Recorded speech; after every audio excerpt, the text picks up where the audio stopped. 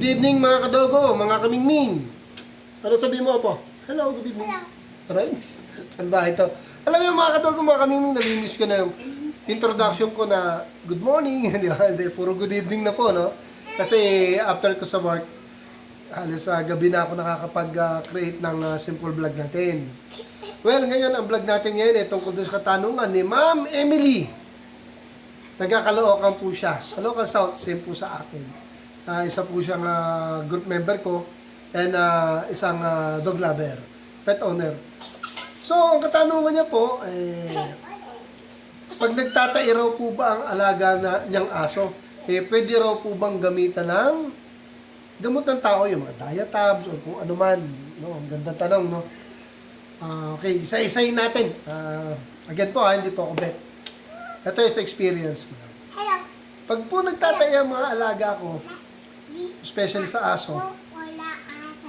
hindi ko po na-try na nag-try ng bigyan ng para sa pagtatay ng tao no?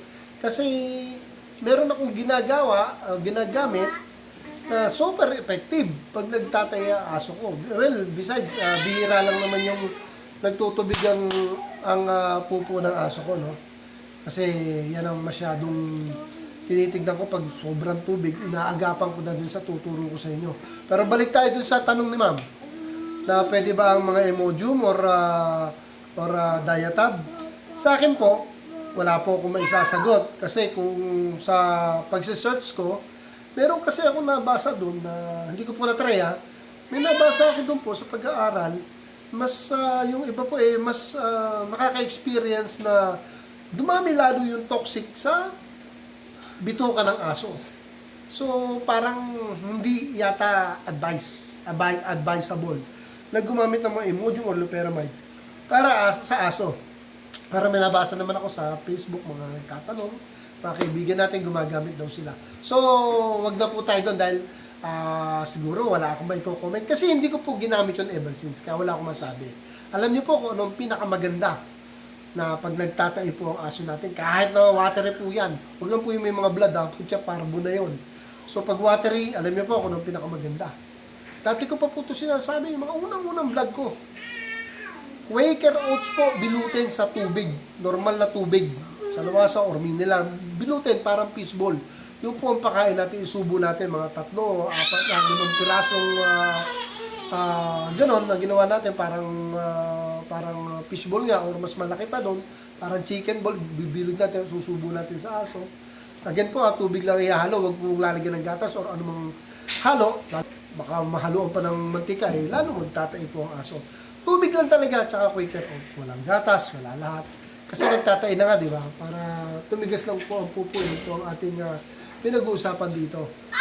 So, Quaker oats po, bilugin nyo, isubo nyo sa mga nagtatayang aso.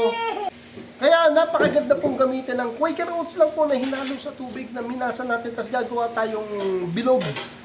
Kala mo chicken ball or fish ball para maisubo na sobrang laki, mabibilog ka naman po yun. Kasi isusubo po natin. Mga 5 pirasong gano'n. Pag-ugulat nyo, pinakain nyo ngayong umaga, mamayang tanghali, pag pumupo or hapon, may laman na po kagad. Again po, inuulit ko basta yung pupo niya, walang blood. Kakaiba po yun pag may blood. Yun lang, lumambot lang. Ako kasi po, ito, inuulit ko, mga kadogo, kaming pag ang aso ko, dalawa lang ang tinitignan ko Yung ihi, pag dumilaw, or dilaw na dilaw, ginagamot ko na kagad.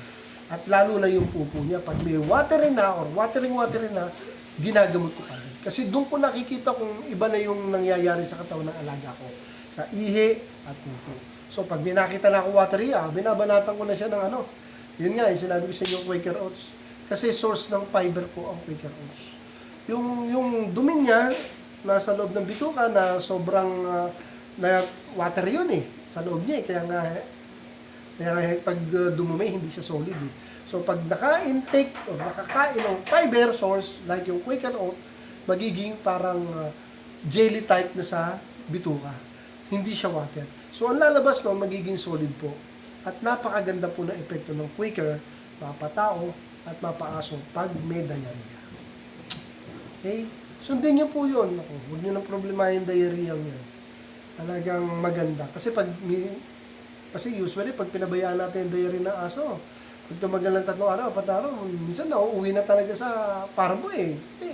Iba na yung bakterya ng katawan niya eh, no? Pero doon lang tayo sa simula ng watery pa lang. Unahan na ninyo. Maniwala kayo sa akin, Quaker Oats lang. The best yan. Okay? So, dito na lang po muna. Ako'y magpapahinga. Pagod na po ako. Galing pa po tayo sa trabaho. At naglakad lang ako. Wala akong masak yan. Grabe. Again, bye-bye na. Apo, bye-bye. Next time ulit. Mga kadawlo. Bye-bye. Thank you for watching.